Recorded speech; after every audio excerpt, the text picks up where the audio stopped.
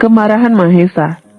Mas, sebelum pulang ke hotel bagaimana jika kita makan malam dulu? Ajak Kayla sambil bergelayut manja di lengan suami tercinta.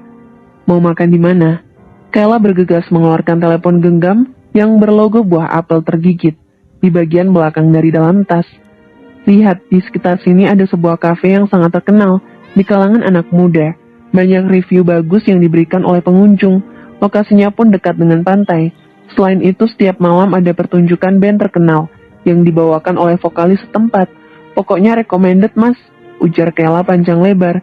Ya sudah, kita akan makan di sana. Akhirnya Mahesa menuruti keinginan istri tercinta. Ia melajukan kendaraannya menuju salah satu kafe terkenal yang ada di kawasan Jimbaran. Kepergian Kayla dan Mahesa kali ini ke Bali bukan dalam rangka perjalanan dinas, melainkan berbulan madu. Meskipun gadis yang berprofesi sebagai model terkenal di tanah air sedang berbadan dua, tetapi ia sangat antusias ketika Naila menyarankan agar pengantin baru itu menghabiskan waktu bersama di Pulau Dewata. Mahesa yang saat itu sedang gundah gulana akibat mendapatkan surat gugatan cerai dari Arumi, tak kuasa menolak keinginan wanita yang saat ini sedang mengandung sang buah hati. Dengan terpaksa pria itu menerima saran dari sang mama. Hanya membutuhkan waktu sekitar 10 menit. Mobil yang disewa oleh Mahesa telah tiba di parkiran kafe. Ia membukakan pintu untuk kekasih gelap yang kini berubah status menjadi istri siri. Sepasang pengantin baru itu melangkah masuk ke dalam bangunan yang terbuat dari gedung gubuk bambu. Tanpa rasa malu, Kayla melingkarkan tangan di lengan sang suami. Tempat ini begitu cozy, pantas saja banyak pengunjung yang rela datang ke sini, hanya sekedar untuk hangout bersama orang terdekat. Mahesa menganggukkan kepala, tubuhnya terasa lelah. Sebab seharian ini ia harus menemani Kayla keluar masuk mall, serta pusat oleh-oleh yang menjual aneka ragam cedera mata khas Bali. Kayla memilih meja yang jaraknya tidak jauh dari pesisir pantai. Selamat malam Bapak dan Ibu, ini adalah beberapa menu andalan di kafe kami. Bapak dan Ibu bisa memilihnya terlebih dulu. Pelayan wanita itu menyerahkan buku menu ke hadapan Kayla. Kamu mau pesan apa, Mas? Tanya Kayla seraya membolak-balikan buku menu. Aku mau pesan pasta dan 1 gelas es kopi, sahut Mahesa. Usai melihat aneka ragam menu yang tertulis di buku menu. Bawakan semua menu cemilan berbahan dasar pisang. Masing-masing 1 porsi, seru Kayla. Untuk minuman, aku mau lemon tea hangat plus gula sedikit. Dengan cekatan pelayan itu menulis semua pesanan Kayla. Mohon ditunggu, ucapnya sambil berlalu.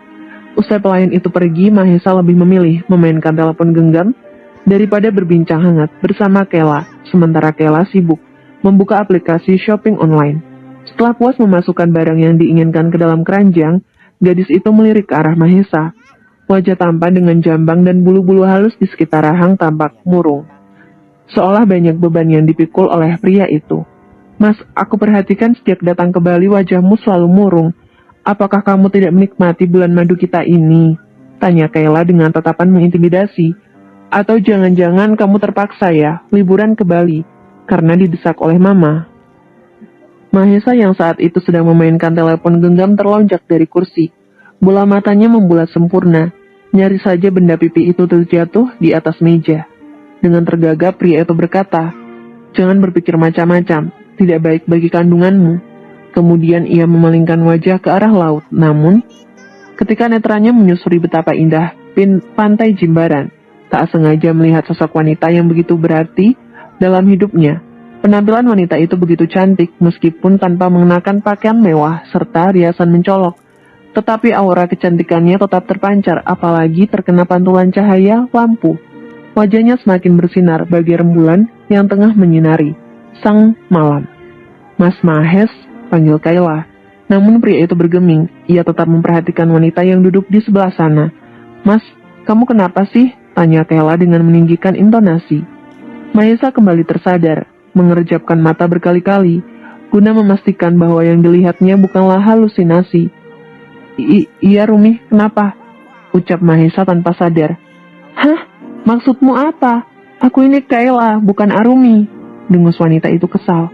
Rasanya Kayla ingin sekali marah pada Mahesa, tetapi ia urungkan niatan itu. Sebab tak ingin membuat harga diri sang suami jatuh.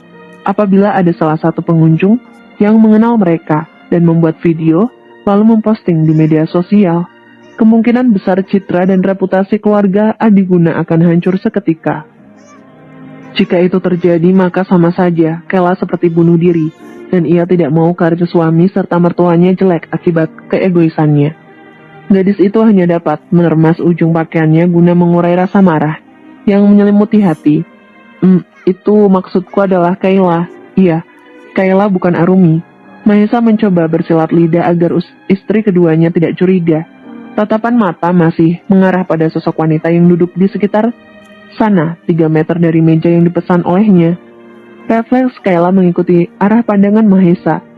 Ia sangat terkejut saat melihat Arumi sedang duduk bersantai dengan seorang pria asing. Jika diperhatikan, kedua insan manusia itu begitu serasi. Karena memiliki paras cantik dan rupawan. Melihat ada peluang bagus, Kayla segera memanfaatkan kesempatan itu dengan sebaik-baiknya. Loh, bukankah itu Arumi? Sedang apa dia di sini? Lalu pria itu siapa? Apakah mungkin selingkuhannya?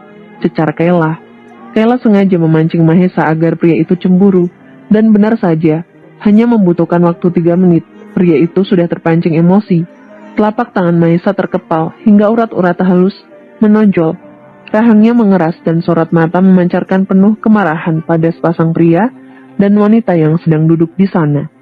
Dasar wanita murahan, masih berstatuskan istri orang, tetapi sudah pergi berlibur dengan pria lain, ujar Kayla sinis.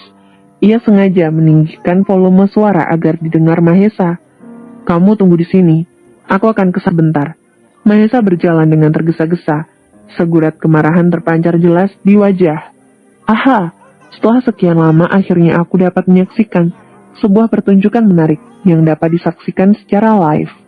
Gumam Kayla dengan penuh semangat. Gadis itu berjalan mengekori di belakang. Sedang apa kamu di sini? Mahesa menatap nyalang ke arah Arumi. Kemarahan semakin memuncak kala melihat tangan Ryan tak sengaja bersentuhan dengan Arumi. Mendengar seruan yang memekakan, gendang telinga Arumi menoleh ke sumber suara. Wanita itu hampir saja menjatuhkan gelas berisi minuman pesanannya. Luka hatinya yang sedikit mulai terobati kini terkoyak kembali ketika melihat Kayla memamerkan cincin berlian berharga ratusan juta rupiah melingkar di jari manis. Tanpa diberitahu pun ia sadar bahwa itu adalah cincin pernikahan.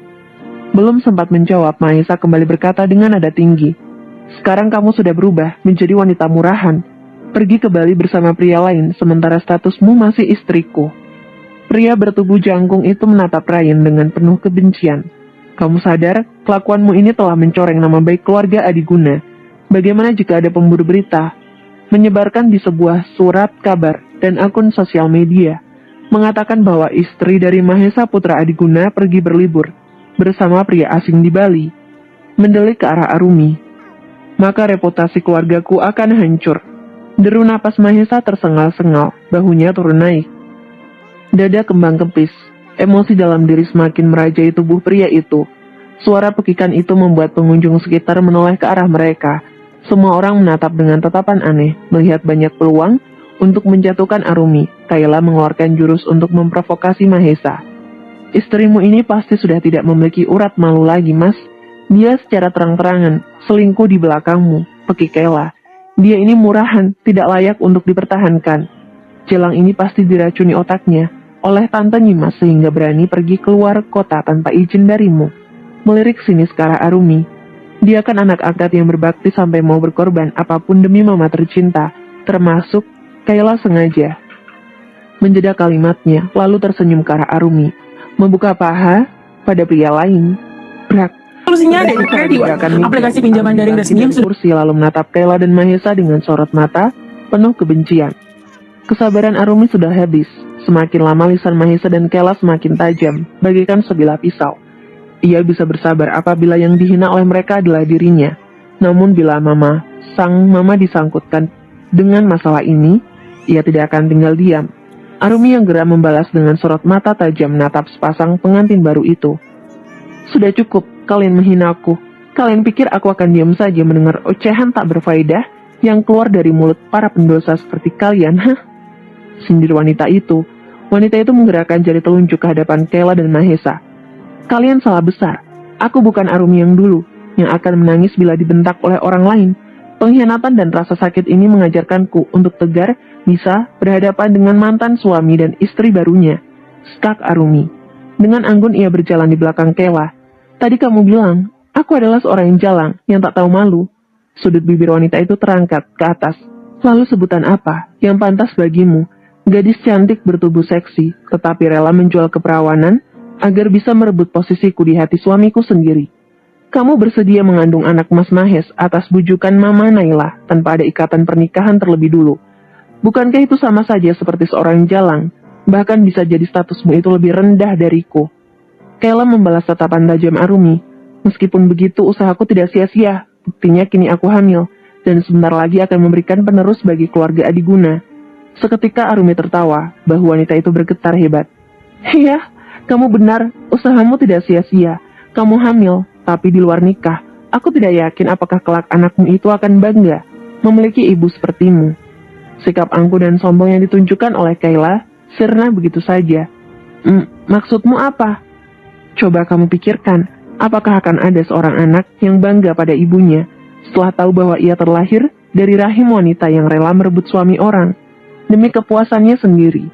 Apalagi jika ia tahu dulu ibunya hamil di luar nikah. Meskipun akhirnya bapaknya yang brengsek itu menikahi sang ibu, tetapi tetap saja ia akan dihina karena terlahir sebagai anak di luar nikah. Kayla terdiam seketika. Tangannya mengepal hingga memperlihatkan urat-urat menonjol di punggung tangan. Wajahnya memerah akibat menahan malu. Ia tak menyangka Arumi akan membalikan keadaan. Gadis itu pikir, mantan sahabatnya itu akan mudah ditindas, tetapi kenyataannya salah. Arumi semakin tegar dan berani membalas setiap kalimat yang terucap dari bibir Kayla. Dan kamu Mas Mahes, sejak aku memutuskan melayangkan gugatan cerai, itu artinya kita sudah tidak memiliki hubungan apapun. Aku tidak berkewajiban untuk meminta izin ataupun memberitahu kemana aku akan pergi.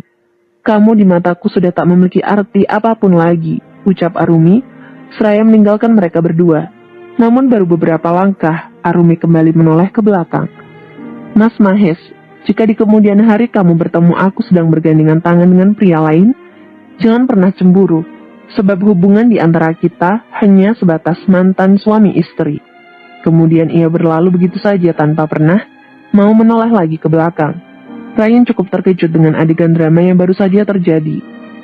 Semua kejadian itu terekam jelas di memori ingatan pria keturunan Tionghoa. Ia menyaksikan sendiri tatapan mata penuh kekecewaan terlukis di wajah partner kerjanya itu. Tak ingin terjadi hal buruk menimpa Arumi, ia beranjak dari kursi, menatap lekat wajah tampan mantan suami partner kerjanya itu. Rupanya kamu, pria brengsek yang berselingkuh dengan sahabat istrimu sendiri. Kamu, jari telunjuk Mahesa mengarah ke Ryan, akan tetapi, tangan itu segera dihempaskan oleh Ryan. Tangan kotor ini tidak pantas kamu pamerkan padaku. Ryan berbisik di telinga Mahesa. Kamu bodoh karena telah melepas berlian yang begitu berharga seperti Arumi. Pria itu tersenyum. Jangan salahkan aku, bila suatu hari nanti merebut mantan istrimu. Dengan gagah berani Ryan melangkah keluar kafe, mengejar wanita yang beberapa jam belakangan ini telah memporak-porandakan hatinya. Jadi selama ini aku telah salah menilai Arumi. Dia terlihat tegar di luar, tetapi hatinya sangat rapuh, sama seperti Mama Meling. Batin pria itu, tiba-tiba saja rasa bersalah menjelar di hati. Bayang-bayang saat ia memperlakukan Arumi dengan tidak adil, sekelebat muncul di dalam benaknya. Sungguh ia menyesal bersikap buruk pada wanita itu. Ada saja waktu bisa diputar, mungkin aku tidak akan pernah memperlakukan Arumi dengan kasar. Malah aku akan memperlakukan wanita itu layaknya seorang ratu. Bersambung.